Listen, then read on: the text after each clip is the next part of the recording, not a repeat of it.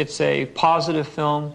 It has heroes and villains, and that it essentially is a fun movie to watch. It's been a long time since people have been able to go to the movies and see a sort of straightforward, wholesome, fun adventure. Well, it's a fantasy. It's not science fiction so much as it is space fantasy. And it's about people. It's finally about people and not finally about science. The story, when you actually put it into words, is only so much nonsense to hang a great visual experience onto. It's the stuff that fairy tales are made of. Sort of boiling down religion into a very basic concept. The fact that there is some deity or some power or some force that sort of controls our destiny works for good and also works for evil.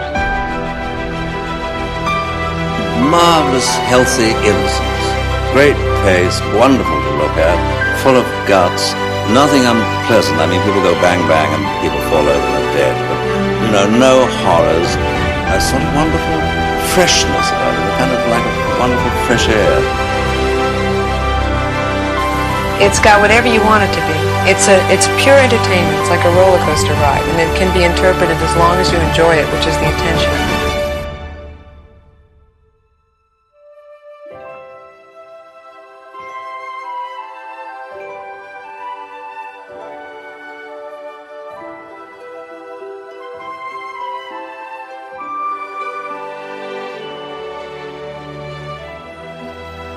Hello and welcome back to Generation Skywalker. I'm Stuart. I'm flying solo tonight, and tonight joining me for a one-to-one interview is Lee Gregory of playsets.com. Lee makes and creates playsets which are in the vintage style. They're incredible. Go and check them out, but he has got one on pre-order just come up, which is a new play on the Cantina. So go and check it out, have a listen to this, and see his amazing work that he's continually involved in. Now, I'm delighted to welcome to Generation Skywalker, Lee Gregory. Good evening, Lee. Good evening. How are you doing? I'm all good, Lee. I'm all good. Now, I love doing interviews on it's the best thing about podcasting, getting people on and delving into people's interests and, their little bit of the hobby. And you've got a great backstory to what you do in Star Wars. We'll get onto it in a minute, but just for people who maybe don't know you do Palitoys. Let me explain that a bit easier. Yeah, explain palitoys.com a bit better, and then we'll go into this a bit more depth a bit later. Absolutely fine. Yeah. Well, first of all, thanks for having me. I'm delighted to be here, long time listener, and all that. Yeah, it's a great show you put out every month or when you get round to it. Well, Palitoy, yeah. Well, it came from a passion of Palitoy, obviously, with that iconic brand in the 70s, which, I'm sure listeners here all adore, like I do. I'm sure you do yourself. And my name being Lee kind of fits in quite well, doesn't it, really? Palitoy. And it originally came from, this will happen too. I always wanted to get the Palitoy Death Star, which, from a small child, I saw it on a shelf in Zodiac Toys in Salford about 1978, 79. And I adored it, but I could never afford it. It was well above my family's means. And I eventually acquired it about 10 years ago, pretty much complete. I've kind of finished it off since then. But it always bugged me all through my collecting life as a kid and onwards, why they never made a Bespin version, a cardboard Cloud City. So I kind of set to work doing that myself on the kind of part-time, making a few ideas over it and using an Action Force HQ base for it. And I showed it off a few places and people went nuts for it. What a great idea, people were saying. So it kind of went a bit from there.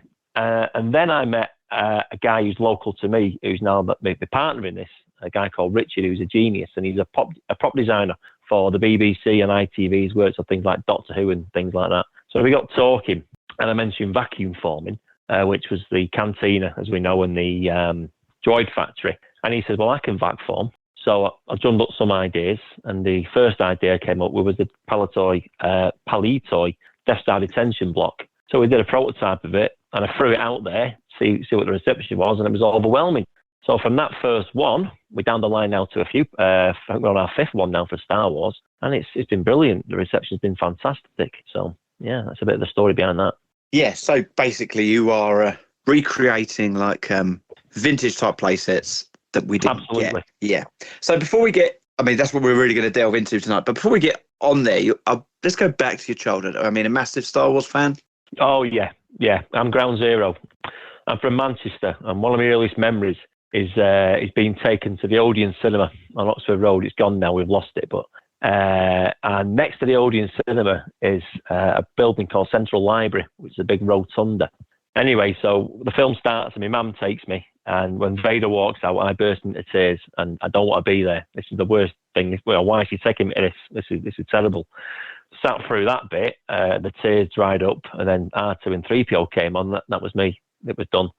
And at the end of the film, getting back to it, that rotunda, the building around it, was my imaginary Death Star. I was running around it, my arms outstretched, full of Kentucky Fried Chicken and Coke. And that was it. All through life, it's been there ever since. You know, that trip to the cinema, I'm sure everyone's got the same story as well, or a similar story.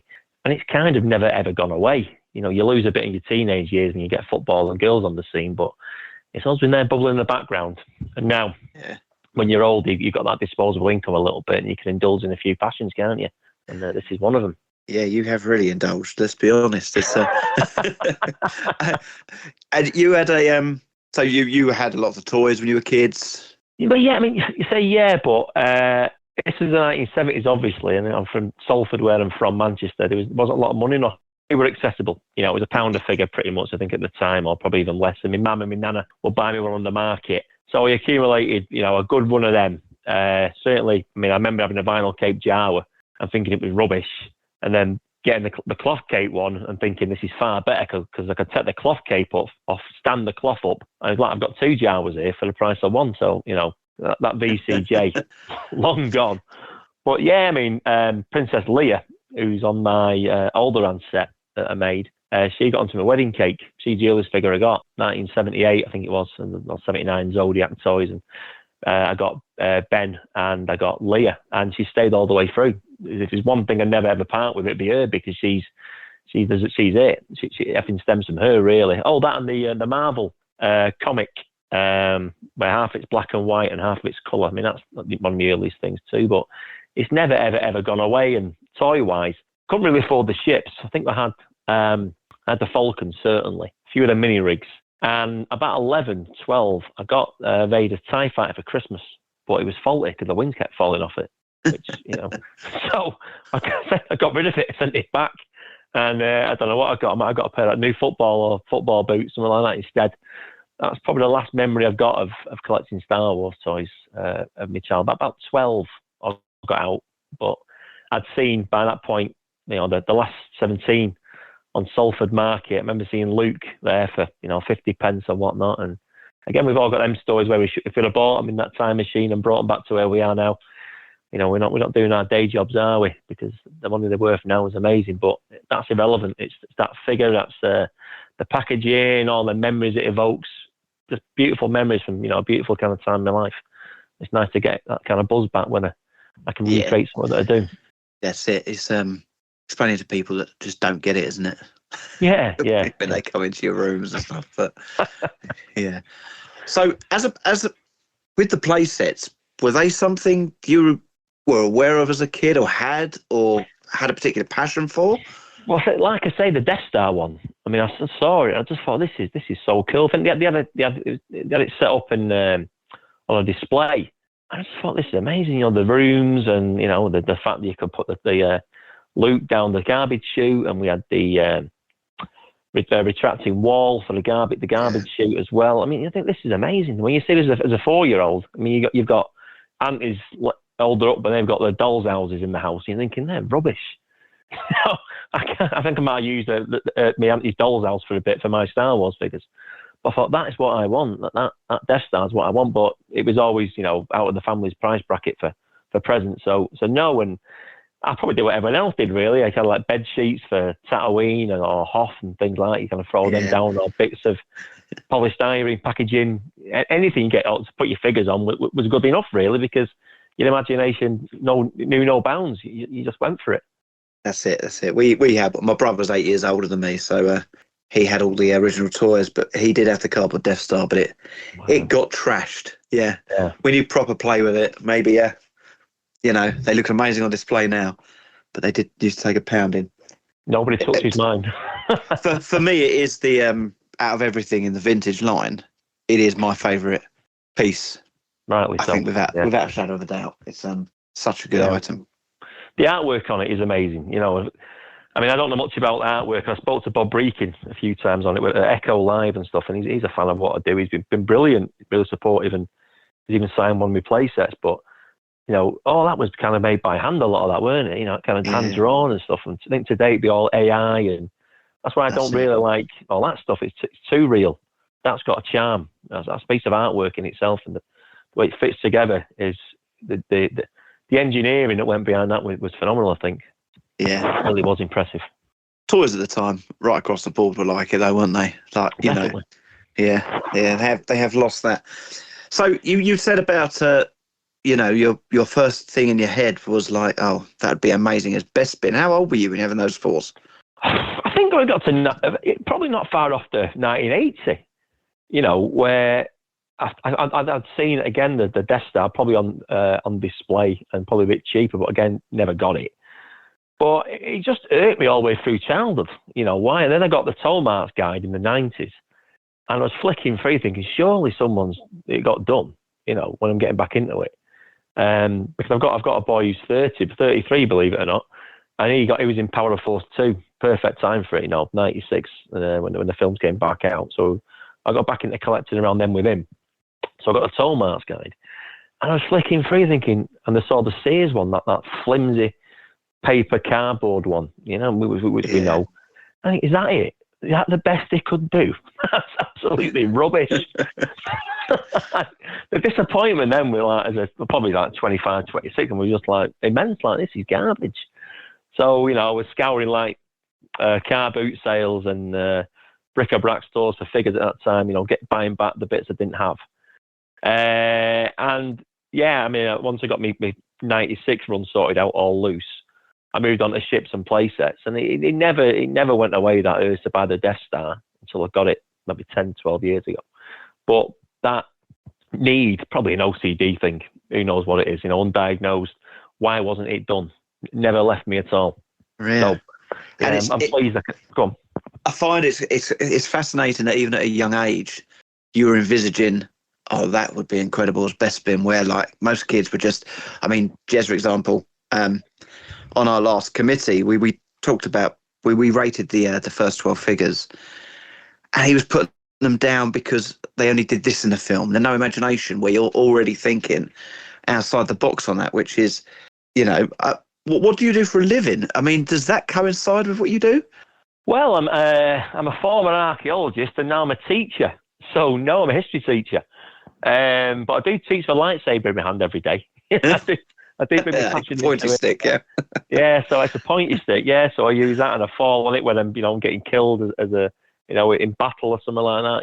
It's a prop and it's great. And the kids, they embrace it. So he's the weirdo Star Wars teacher, but it's good. It's just, I mean, it's my wife. I think hates it on the slide, but every part of my life has a little bit of Star Wars connection to it. That's all. Yeah. And that's everybody listening to your podcast too. So I know I'm talking to people who get it. It's from them first 3 films and the wonder it created and the toys and the imagination it sparks in people. It's been fantastic, hasn't it, for us all? It's been brilliant. I can't imagine life without it. Yeah. I mean, just bringing people together. Friendships across the country, which I never would have met. So there's no design background to you then. So before we get into this, it's no design to start with. So we're going to return to this best bin thing. Did you ever make it? Yes, I have, and it's been on display at Echo. The latest incarnation is there at Echo. And what I do, because I can't draw for toffee. I'm rubbish at it, I'm dyslexic too. But I look around for anything I design, artwork. Ignore for the time being the base itself, which is vac formed. The artwork has to fit from that time where we all remember toys from being. So I'll use bits of like letter set Star Wars artwork, and I blend it in with bits of the Palitoy Death Star. I brought in for my my Hoff Echo Base medical set. There's a bit of the Atari Empire Strikes Back video game in the background there, and the Stormtrooper, the German Stormtrooper, the Snow Trooper, is it not PPP? Is it? You know better than me, but the cartoon Stormtrooper, he's on there too. So I just mine and I sift around all that stuff, because anything I do has to fit in my collection. So if it fits in mine, it'll fit in everybody else who collects his vintage. It's got to be the same aesthetic, and that's where the vat forming works so well, because Palitoys, I think, as we all know, they couldn't use injection molded at the time because of it. It was an oil strike on an oil crisis in the late 70s, so plastic was scarce over there, so they made do with vac forming. So that's why mine are vac formed too, in homage to Palitoys, and that's why I think people connect with it, or them. So where are you getting your vac forming done? Have you ever tried doing it? Yeah, well, I've tried doing it at school, That's the first time I did it there. So I made a little base out of an MDF in my cellar. And I vac formed it, and then it came out okay. And then what I did, I just got a bit of a double-sided sticky tape, and I put a background on it. It looked really good. But then meeting my now mate and partner, who's the genius behind it, he just, any idea that I have, he's able to almost read my thoughts and read my mind. He's the same generation as us. So he knows how they would have looked. So he can take them away now and redesign and tweak and finesse them into the state that they come to people's doors on, that professional look. So, we've got one coming out in a few months' time, the Land of the Sand People, which looks fantastic right next to the Land of the Jawas playset. It works really, really well. So it has to fit in with that period. And Richard, my partner, he's not the people I call a genius, but he's one of them. He just sees things and that's how we're going to do that, and that will work, and we can do that, or let's maybe try that and tweak it. And the results have been just staggering. I'm just really blown away with how far we've taken these things, and the love that I've always had. That's it. You get to Echo live and people just look at them and their jaws drop. They are that impressive. I can remember seeing you at Echo, I think with the first one. Was the first one the detention block?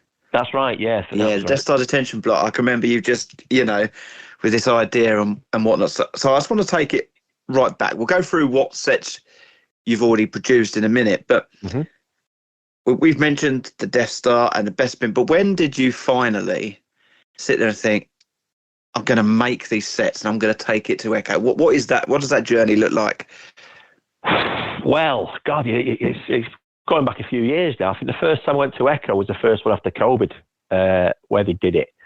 And I took down, just to get a bit of feedback here, kind of test the temperature, I took down a version of my cardboard Bespin.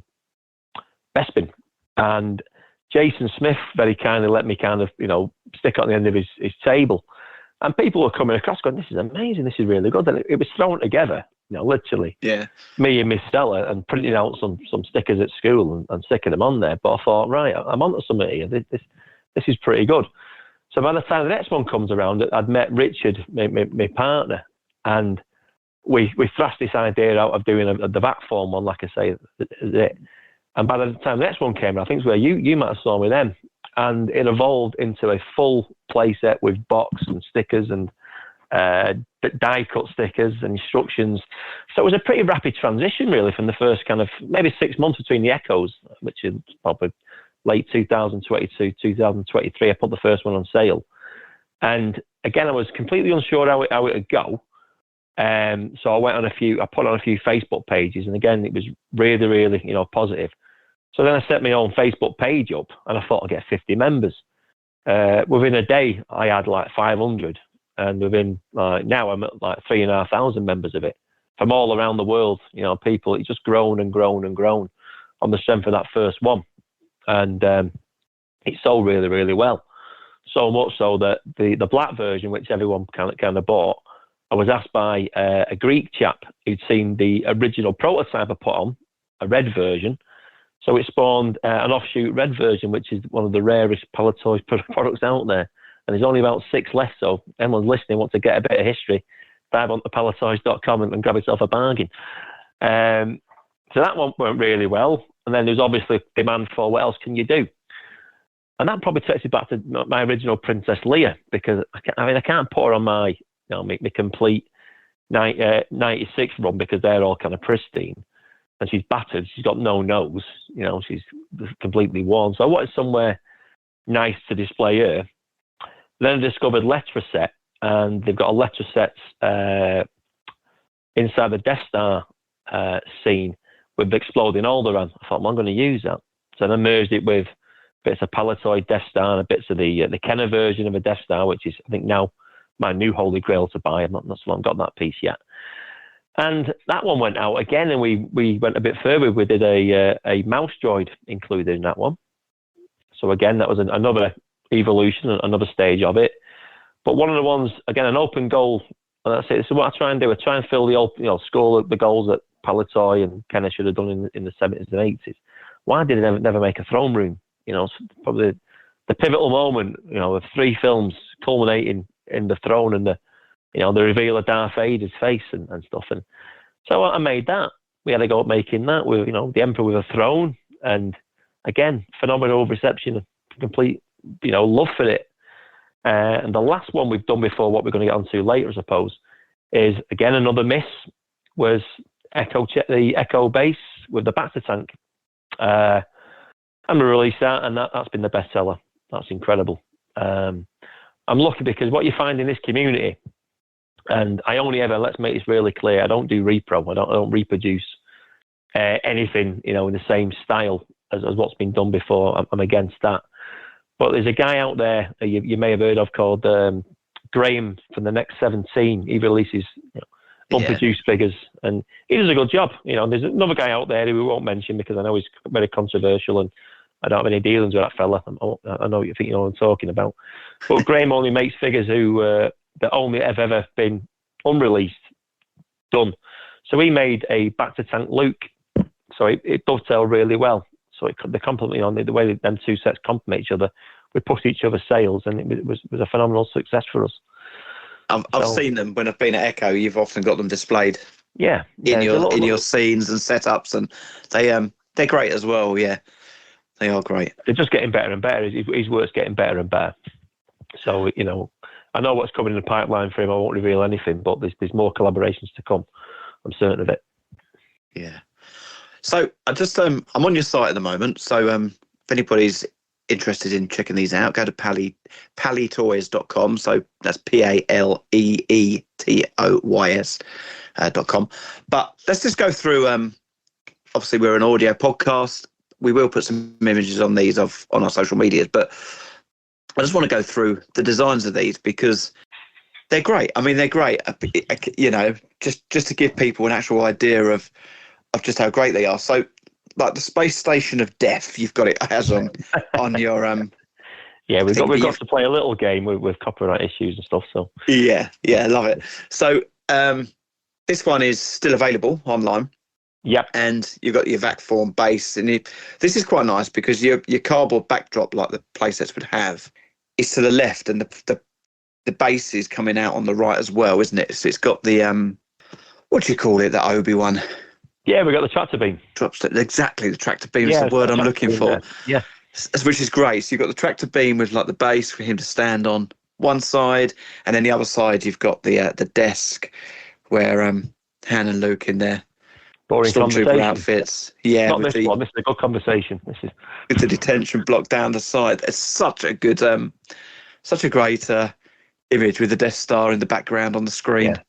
Yeah. This is what these are so good for, isn't it? Well, that's it. Yeah, and I know there's a lot of people out there. I mean, I can't speak for myself. I'm a pretty kind of low budget kind of collector compared to a lot of people. So a lot of my focus is beaters and making customs and what. So I like to make things where my beaters can kind of sit proudly and look really displayed really, really well. Not everyone can afford, mocks. I mean, I certainly can't. I mean, I'll probably get one quite soon. But so for those people who's got beater collections and want to display them, and these are perfect for them because you get a scene and there's a bit of playability if you're that inclined when you're in your 40s and 50s to start playing with your figures.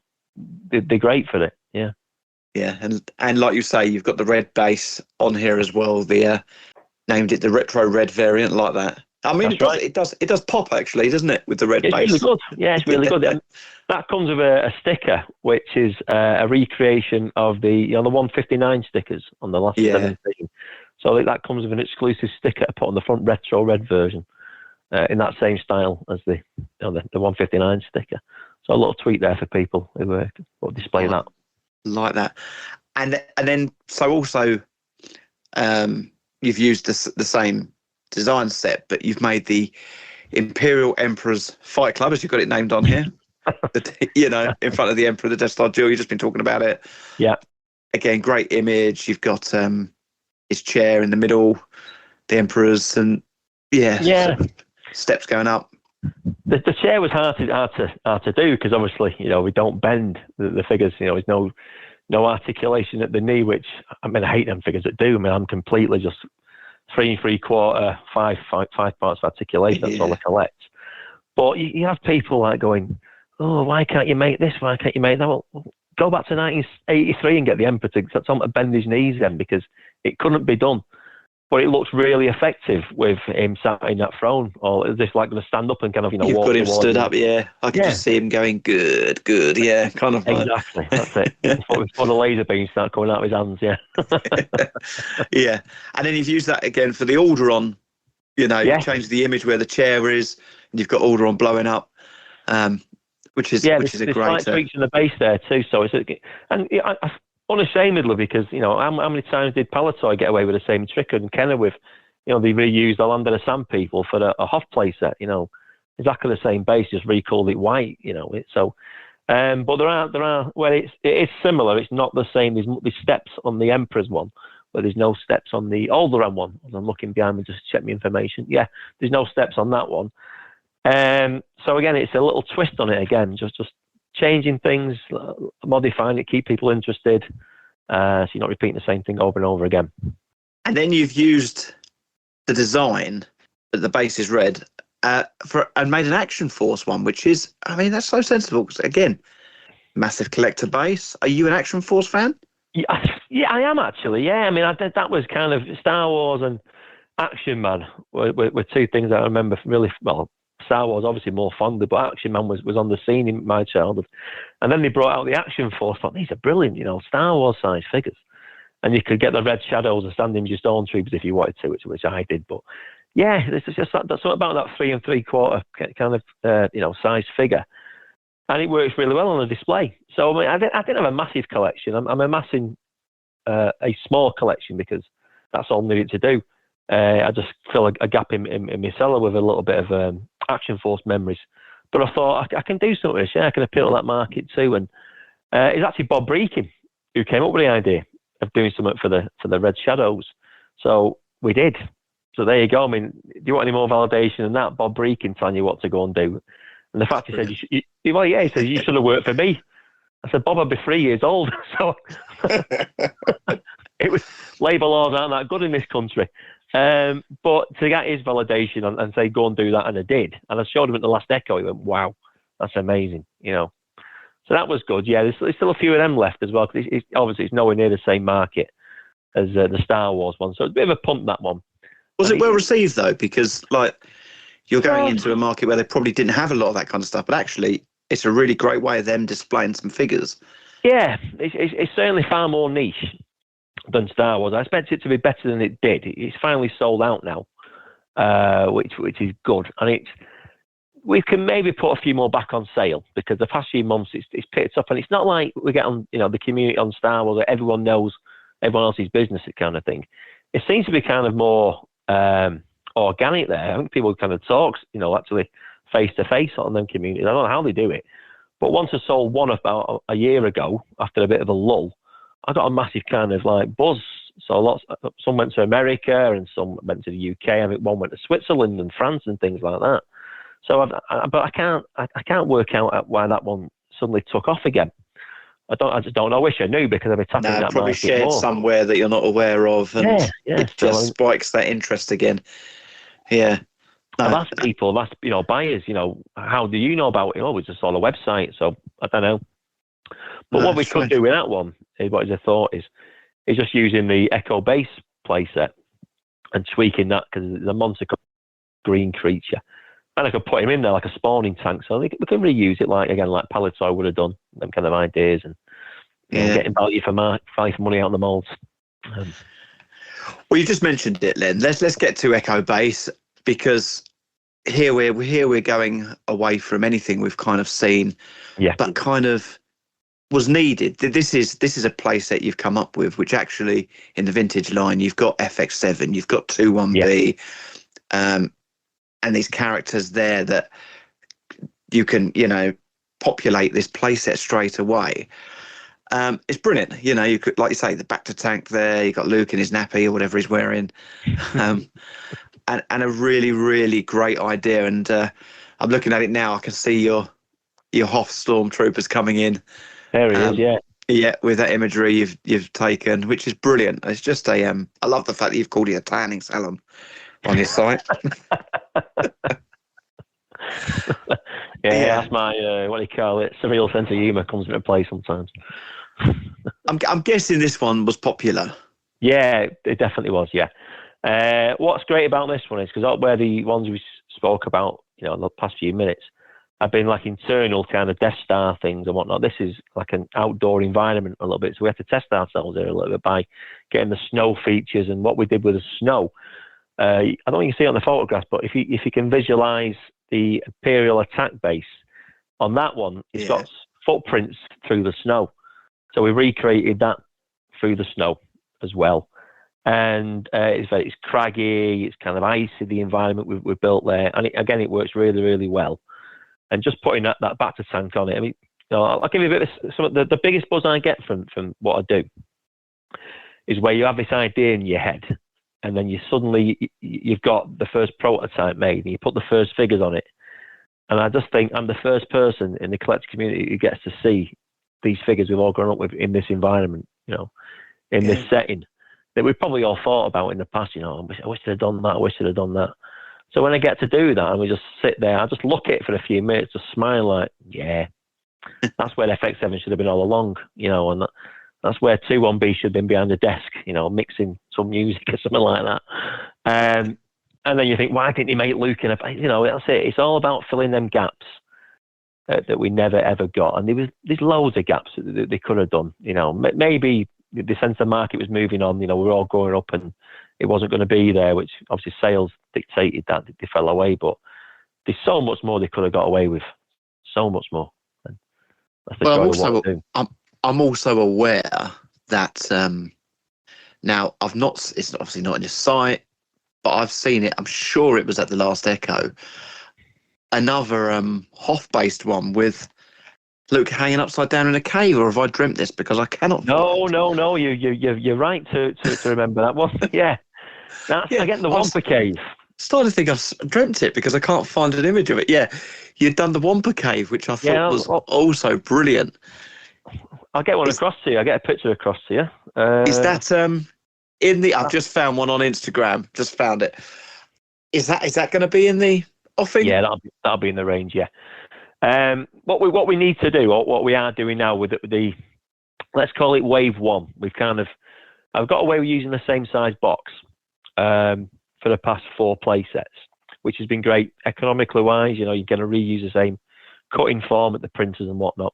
But if we want to go bigger, because there's places I want to take these to really fill them gaps that certainly should have made, we need to make bigger boxes, which allows us to make bigger play sets.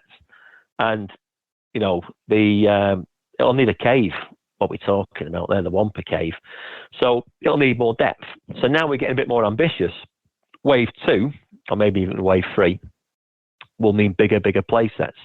And the one that's going to be on pre-sale, next few days, is a bigger one, which I'm sure we'll come on to quite soon.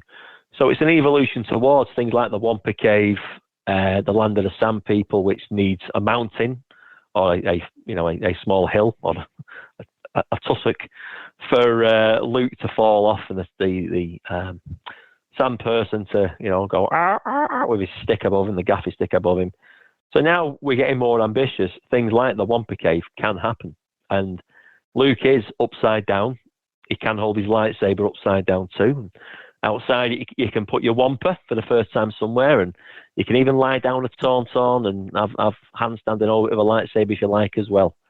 So again, it's that environment we never got, and it's now possible because I've made it. And I'm looking right at it now in my cellar, stroke man cave. It's one of my favourites. Yeah, it's really good. I just noticed it's behind you. I wonder whether when I said I've seen it somewhere recently, it's probably there. So there. Just for our listeners, Lee's on a camera at the moment, and he's got a great setup behind him. He's got some shelving with all of his play sets and some of the vintage ones as well mixed in. Yeah. And they go so well when you see them together like that. Actually, they just fit, don't they? Yeah, I mean, Dagobah's down below there, and just off to there is a Imperial attack base. They fit. That's it. Yeah, they fit. And they're also chronological in the films as well, if you notice there. Oh yes, you got your Tatooine ones at the top. Yeah, going into like it. Talking of sizing, I mean, a lot of people have. Well, I know a lot of people have like both Billy bookcases and Detolfs. Yeah. Do these fit? Where are we talking with size wise for? They all fit into a Detolf. That's a big win.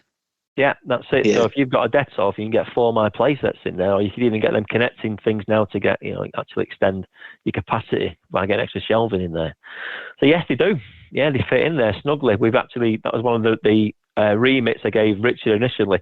It needs to be at least 38 centimetres wide by 38 centimetres depth, which is the depth and length of a Detolf shelf. So yeah, we're going to be, for the time being, constrained to that. There may be one in the future where we can't do that, which I don't mind revealing it. We've got plans of it eventually to release a 2-floored Jabba the Hutt scene with a Rancor pit underneath. You can maybe that's got to be it's got to be big just to get the Rancor in it. Oh yeah, nice. There it is. There, if I move my leg for you, it's there like that. Yeah. But that's dictated to by the size of the throne. Yeah. Because obviously action figures not included, and I'm sure everyone's got a Jabba on a throne knocking around somewhere. So we're kind of dictated by the size of the throne. But I'd never write off the fact that it may not fit into a Detolf, because once Richard gets his fingers all over it, he may find some way of doing it, making it fit in. Yeah. It could fit into a cabinet too. We shall see. Nice. Watch this space on that one. Yeah. So let's talk about the one. So Friday just gone. The most current one went up for pre-order. Yep. And this fits really well because this year, everything Hasbro's putting out is all about Return to Tatooine.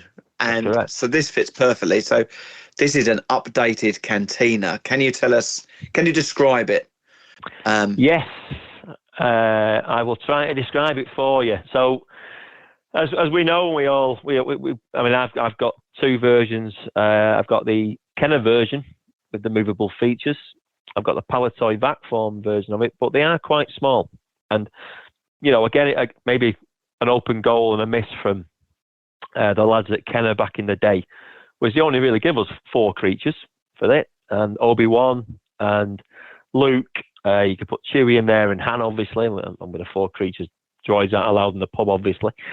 So it's a bit sparse. And now with people, in the custom game, like Graham from the Next 17 making figure after figure that would fit in a Cantina, them Cantinas now are massively overpopulated. And with, as you say, Hasbro, and I think we're both at the event in December at Farthest From, where they were announced, and, Dr. Everton's coming out. A new Ponda Baber again, but we've got him, but a Sand Trooper.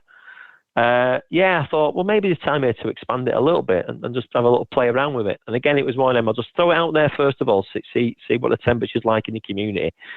And Echo Base was that. We took the prototype down, and the prototype has got nods to both of the earlier playsets, the Kenner version and the Palitoy version. It's got a bar, which is more screen accurate, more U-shaped.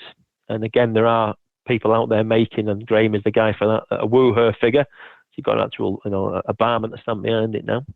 It's got two bars where both originals have 1. It's got a concave version where Han can shoot Greedo from. But most importantly, and I think this is going to come, it has to come, is it's got a bandstand, which, Hasbro must release some retro, must do the band. It's an easy win. Release the band. I mean, I've got versions that I've made myself from beta Luke Jedi figures with the head of them childlike like galactic heroes figures. About them? Yeah. If you get ahead of the band there, take the heads off, stick it onto a Luke Skywalker, you've got the band. So people are already out there doing that kind of thing, and I'm pretty certain of it. So, I mean, if I just reach behind me here, I mean, this is for you, Stu, but that's Muff-tack. I mean, love it. He is clean as well, isn't he? It is, yeah. That's what Graham's doing, and there's the Wolf Man and things. So, I mean, these are out there. Yeah. So it makes, again, it's that kind of collaboration with Graham, who's a bit of a genius in his own way over in the Netherlands, and it can be done.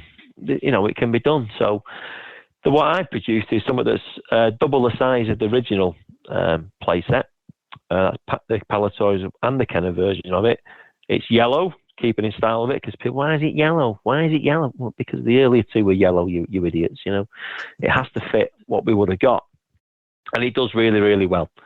The scenery leans on Letraset. There's bits of Letraset in there. There's bits of the adventure, the Cantina adventure mixed in there. And again, it just fits perfectly with the period as to what it probably should have been. And it has been said, this is a better version than what we got, which is really, really flattering, because I think the toys that we played with the kids, we put them on a pedestal, and I'm never going to criticise them toys at all, apart from that flimsy cardboard Cantina, the Cloud City, which is rubbish.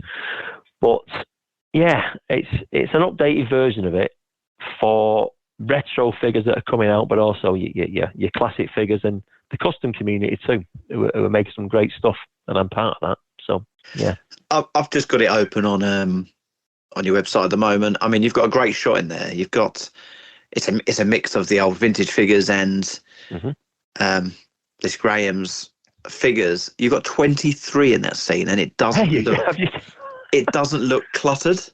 Do you know what I mean? It looks like a busy cantina. It looks like a works really well. Yeah. So, and it works really well. So that is a great way of displaying figures for these things, It really, really works once it's populated. It's brilliant. Yeah. I mean, I'm really proud of it. I am. The way it's come out. It will get better. That's a prototype. There's probably scope for some more stairs in there somewhere, and some other features we could work, or maybe an extra table, to put in there too. But it is. I think I do really think it's aesthetically it's as good as the first two. And time's moved on now, and people have just produced more figures, and say 23 figures in a playset. That's not bad, and there's probably room for a bit more as well. There is definitely a couple of capes could get in there. You when you say like prototypes, how many times do you have to alter things until you're actually happy with it? Well, that's more of a Richard question. I come up with the original design. I'll get a bit of cardboard or a bit of like MDF or something, and I'll knock some up, and I'll knock the artwork up behind it how it should look and sort of hang together. And then I'll give it Richard, and he's such a perfectionist, but it's to everyone's benefit. I mean, I'm thinking, I'm sure this is ready, but we don't release it until it's absolutely perfect. Yeah. That's it. So it probably goes through 3 or 4 changes before it hits, people's doorsteps. But I'd rather it did that. I'd rather it did that bit of waiting time. This will be on pre-sale, over the weekend, and we said by September time it'll start hitting doors. Because it'll need that extra tweak. Because every time we move something around, I don't know if you know much, but the vat foaming process, it's quite robust in what it gives you. But you got to get the pull right, otherwise you get like webbing and stuff like that. So we've got to factor in, stuff like that. And because we're only a small operation, we can't have too much waste. So the better engineered the mould is, the better the product is going to be. So yeah, there's a kind of tweaking game and a waiting game in it, but the wait for everybody at the end of it is something that fits seamlessly into our collections. And go on, carry on, sorry. So I was just going to say, how long is it before you're so give us like a time scale from your initial concept you come up with to actually having it up for sale? What kind of timescale do you? That depends how you want to go. I mean, from 1980 with a cardboard Bespin. let's take this Cantina set. You know, when did you? When was your first inkling with this?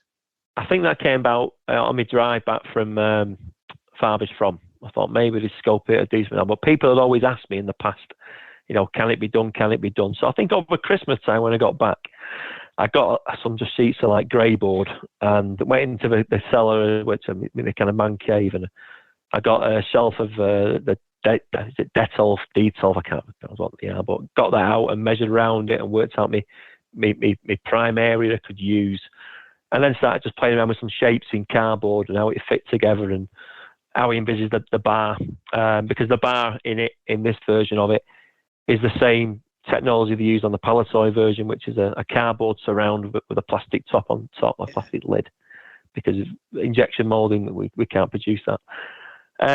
So yeah, let's say by the time I get into my idea at Christmas to September, where it'll be hopefully hitting doors, 9 months. I think that's quite a good estimate, really. There, yeah. But it's 9 months of, you know, involved in that. It's, you know, the photography and the setting up of the boxes, and there's a whole lot that I've got to pull together, and Richard too, to make this thing work. Because it's stuff that, I mean, I'm not a businessman by trade. I'm a teacher, you know, and that's what my job is now. And I just got to fit around that and my family life as well. So getting things like the shots done for the photography. Luckily, I've got some photogenic children who do the job there for that one. Well, I was just about to bring that up next, actually, because so I've got one of the boxes here actually in my hand. This is the Death Star detention box. I mean, you've even gone. The artwork on the boxes is what you would expect. And are these your children? Yes, they are my children. Yeah. Are they happy? So they were like, oh, come on. My daughter's not anymore now. I mean, she likes me saying this, and there's a bit of a humble brag here, but both of them do modelling for agencies and stuff. So quite fortunate, really. I mean, this is a freebie I'm getting. Professionals, yeah. Yeah, so you know, it's like, you know, pretty easy to take the pictures of them. But then I give it to again a neighbour of mine who I've met, who works at the printers, which we're now moving away from. We just need to make a more economic change with the printing. But the guy who does the design there, he's become a bit of a mate, and he tweaks the artwork into what you get on the box. So he's a magician himself, Steve, and he's a shout out. He's a great guy. So I'm lucky that I've managed to find myself with people who are kind of really talented. Whereas you can say I'm the brains behind what the playset should look like because of my passion for Star Wars and what we never got. I have to hand them kind of ideas over from my head to other people, and luckily they can translate my madness, I suppose, into products that I'm really, really proud of. Really, really, really proud. I look at them and I think, yeah, I made that. That was it. I had a big hand in that. And again, with that validation from Bob Breakin, and you know, saying I should have worked for them. You know, that was the big smile on my face there was amazing. Like, wow, you know, that guy is a legend, isn't he? You know, the stuff that he was behind. I think the action man hands are not right in saying. And that's right. Yeah, I went to I went on a tour up at the actual Colville site with him. Yeah, and I mean his passion was Action Man more than any of the other toy lines, but the way he spoke about it, you know. A life well lived in something he was passionate about. So he just smiles when he talks all the time. Yeah, you know? Great story. He's a humble guy as well. You know, he's a lovely guy to have had the privilege to meet and to endorse. You know, tacitly what I do, and yeah, that's been one of the biggest buzzies. And there's one version. In fact, that's wrong. There's two versions of the Palitoy Death Star. So the Palitoy's detention block that you mentioned before. Now, everyone that's gone out in the post, everyone says Palitoy, the logo, but I got a couple done at the very start, two done, that one said on one side Palitoy and one said Palitoy. And Jason Smith, for helping me out that first time back at Echo in the day, he's got one of them boxes. And I've got the other Palitoy box, and Bob signed it for me. You know, I gave him a donation to his charity. But to have that in my collection, you know, something I've made, the master and the apprentice almost thing there. And yeah, that is that's up there now with my Princess Leia things I never part with, because it's that connection to my childhood. And so what I do now, we have the guy who designed the things I fell in love with, that lovely circle of it, back to when I fell in love with a Palitoy Death Star all them years ago that he designed, and into like my stuff. There's not many people can say that, No. Which one was he most taken with, do you think, when he... Strangely enough, the Action Force one. No, really? He said go and do it. I went, all right, well, and I went away and did it. But he really likes the, I'm going to say forthcoming, because it will get there, but not until it is perfect. The cardboard Bespin one, which will be, I think, if there is an end to this that I can control, that will be the one I want to release last, because that'll be like my sign-off signature piece done. And he went, that's the Action Force. Yes, it is the Action Force base. And we just talked about how it fit together and stuff. And he wanted to take it apart and give me some suggestions of what to do and stuff. And, just again, having that input from him was lovely. So that's the one I think he likes the most. But if you give me tips on like vac forming and stuff, and like, yeah, mate, I'm just drinking it in. It all goes to making the products better. That's brilliant. That's brilliant. I just want to talk about the one last set as well you've got on your site before we wrap up, and that's you've mentioned it a couple of times here tonight, and that's this bigger one with the Tuscans and the land speeder. So this is the ones you're talking about. I'm assuming it's going to be bigger because you have got the land speeder on it. Yeah, that's it. Is it called like Bad Day for the Nomadic People? I don't know. I'll give it a stupid name online. I know. Online, you've got it down as Angry Indigenous Nomadic Desert Playset. Love it. Yeah, that's the one. Yeah, it just rolls off the tongue, doesn't it? Yeah, that's it. And again, it's bigger. We've got it's behind me. I'm looking at it now. So. It's double tiered, this one, because I did it originally, and the version I had down at Farthest From was just one background piece. And I looked and I thought, this can be better. So I took it back home and I compared it next to my Kenner cardboard sandcrawler, which has got depth, because if you imagine it's got that piece coming out of the background of the it's like two layered, the Kenner cardboard sandcrawler. It's got a bit of 3D perspective to it, and obviously there's the bit where the droids can go up the chute. So I thought, well, I need to replicate that. So what I've now got, we've got two pieces of cardboard, and it's got the ravine that Ben walks down, Beggar's Canyon. So it's got that kind of, I respect that in it. I've also, by doing that, it's allowed me to build a little cave where we can put R2 into as well. So he can hide in there watching events. 3PO's got a little kind of space to sit. I mean, if you want to take one of his arms off, from the detachable arms version from Empire, you can, but I'm a traditionalist, because on that one I've only got the original 3PO from 77, 78, because that's when his toy should have come out. And then we got Luke, and a lot of sand people around the land speeder. Perfect again. It gives that playability to it, and again, it's right next to my. I've got right next to my sandcrawler now, and it just fits again seamlessly next to it. Yeah. So the artwork is from Letraset again, not Star Wars this time. I've had to troll really deep into there, some archives online, and tweak it into a yellow colour. But I'm really pleased again with the outcome of that. I mean, that could be great, and I've actually put on it as well. There's the Lars Homestead in the background. That'll be a belter. And again, people clamouring for it. When's it out? When's it out? Well, next year we're going to build up to that. Let's get this Cantina or Angry Day at the Bar, whatever I've called it, out first. There is one coming out which I'm not going to reveal, because I'm in cahoots with somebody else to maybe do, but that could be a fantastic one. So I can't say too much on that one yet. So we're going to probably schedule in another small version that'll fit in the old style boxes.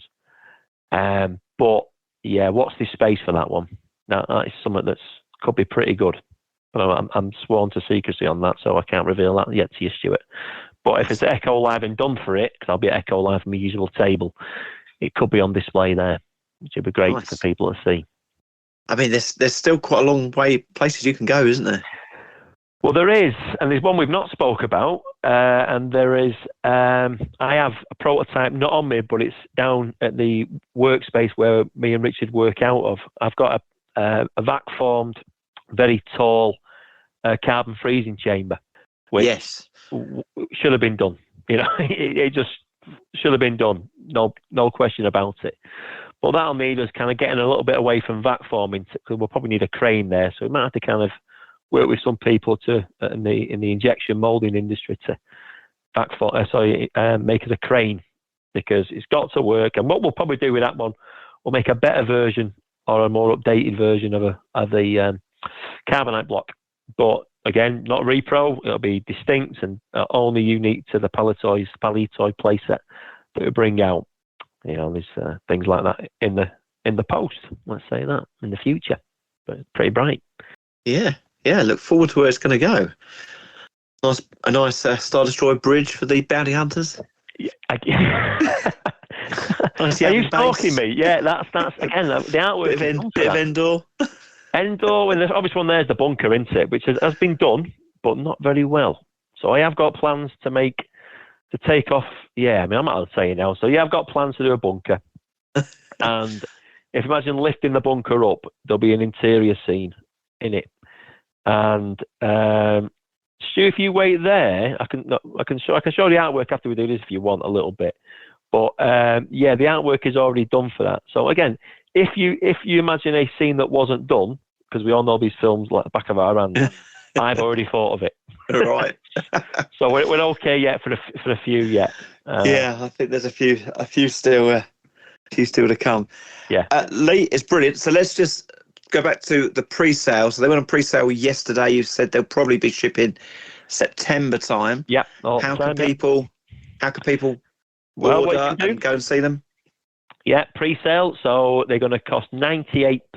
I wanted to bring it under £100, and we're successful in doing that. That will not include postage though, so you've got to pay for your postage there worldwide. But that's they do normally ship around the world anyway. And you can find them play sets on pre-sale at palitoys.com. And yeah, if anyone forgets that, we will make sure we put it on our Facebook, Instagram pages, and everywhere else we are. Lee, they're wonderful. I mean, I love talking to people with their own part of the hobby. You know, these people that are so creative and like you've got so much talent. I mean, this is brilliant, and I wish you every success with it. It's like I always enjoy coming and having a little nosy on your stand whenever I'm at Echo and Farthest From. I've seen you several times with these sets. Yeah, it's always good to catch up and chat. So I'll imagine it both again. So I'll see you down there. Definitely. Yep, I'll be there in October, and I'll have another good catch up and have another look. But congratulations, mate. Thank you, mate. Thank you for your time. Thanks for the promo, and thanks for the conversation. It's been really good. So there you go. Thank you to Lee Gregory for coming on and sharing his passion within this hobby with us. Go and check out his items over at palitoys.com. You can pre-order that Cantina, get involved in any of his future products that will be coming. As for Generation Skywalker, go and check us out on Facebook. Just search for Generation Skywalker, or go and find the community page. We are Generation Skywalker. Look us up on YouTube, Generation Skywalker on Instagram. Lots of places to get involved with us moving forward. But it is, for now, good night from me. We're Generation Skywalker. All eras, all passions, all Star Wars.